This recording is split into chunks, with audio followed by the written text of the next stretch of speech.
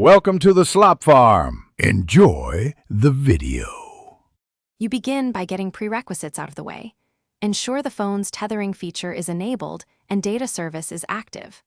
Plug the phone into your Windows XP PC with a reliable USB cable and unlock the phone if prompted.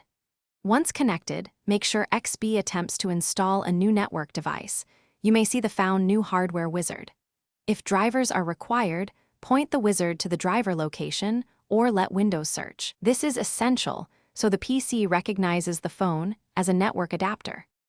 Once drivers are installed, open Network Connections to configure the interface. You'll see a new local area connection entry. Right-click and choose Properties to check TCP/IP settings.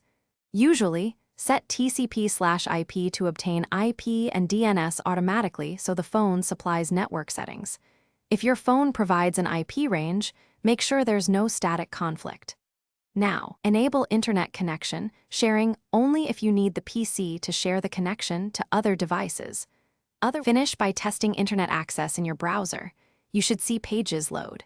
If you don't get online, first unplug and replug the USB cable, then restart the phone and Windows XP. Simple reinitialization often resolves enumerations.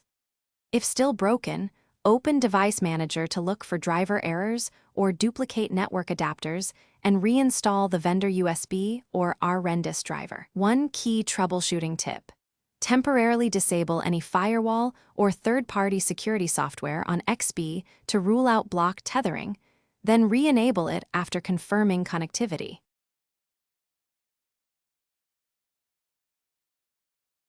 Thanks for watching. Consider subscribing if we helped you today.